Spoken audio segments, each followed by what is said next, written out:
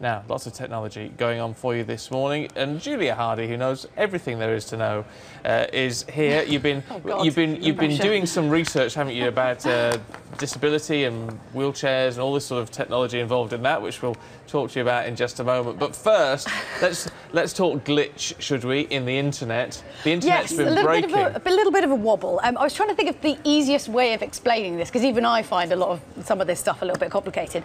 So when a lot of computer systems were kind of put into place, they had to pick kind of arbitrary numbers and limits for stuff like that. So in terms of IP addresses, which is where you are on your computer, I think it's something like 4.2 billion they decided that'll be enough.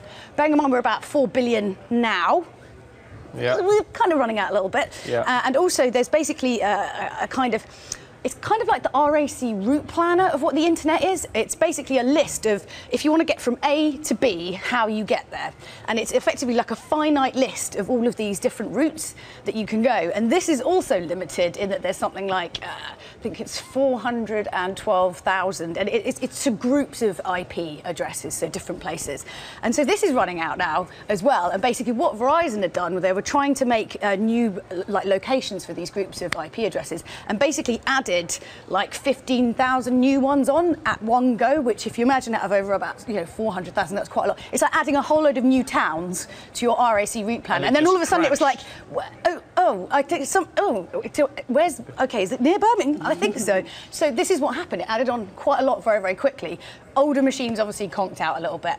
The problem is, right, is that the internet, it started very, very, small. It's grown organically, and what normally happens is they just kind of put out fires and patch things as and when, because you can't really just kind of switch it off and turn it on and off again, which is sort of kind of what they might have to do with bits of it to maybe restart and update things. So, yeah. There'll be lots of experts working out how to do that. And what's interesting, because a lot of stuff is still driven by cable and fibre optic cable and what have you now, and which is...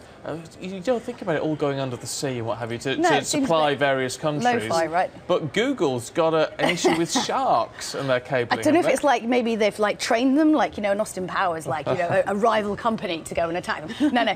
Well, basically because the distances that the optical fibre has to travel, they have to send electricity there to kind of amplify the signal. So obviously the sharks are possibly picking up on. I mean, they're supposed to be covered so that nothing kind of gets out and But obviously these sharks are picking up on some of these signals because obviously they use electrical impulses to hunt. But I was thinking, isn't it Discovery Shark Week this week on Discovery Channel? So maybe they're just really annoyed because they've just been harassed by a load of scientists for 6 months, so they're just acting up. Could be a fair point.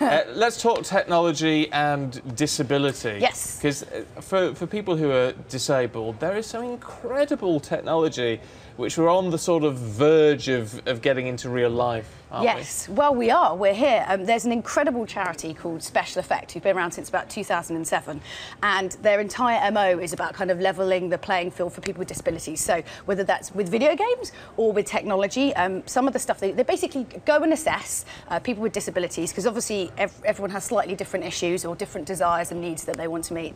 And then they provide them and loan them with kits. So a lot of it can be kind of eye gaze technology, so you can control a computer just with the power of your eyes. So you could, stay in touch with friends, go on Facebook, go on Skype. It's absolutely incredible stuff, fascinating stuff as well. Oh yeah, there was this one guy called Lee who, this guy here, he basically, all he wanted to do was to play Grand Theft Auto 5. So he uses these analog sticks with his chin, and then he has buttons on his hand, and he's completed the game. This was his goal to do it, and he's completed. I haven't even completed Grand Theft Auto 5 yet. It's a really big game. It's amazing. It's incredibly inclusive, isn't it? Look, we're almost. I hate to say it, we're almost out of time. Could you briefly tell us about this exoskeleton as well? Okay, so there's other new stuff, which is they've built a motorised exoskeleton, so people who can't walk, who are paralysed, from the waist down, can effectively go out and walk. There's lots of there's business applications also as well. So for example, if you worked in the docks or something and you wanted to lift something quite heavy, it's a bit like the alien power loader that Sigourney Weaver uses in the Alien films a bit. You can lift up all these heavy weights, but it's incredible. That's blending human and machine, isn't it? Almost? It's incredible.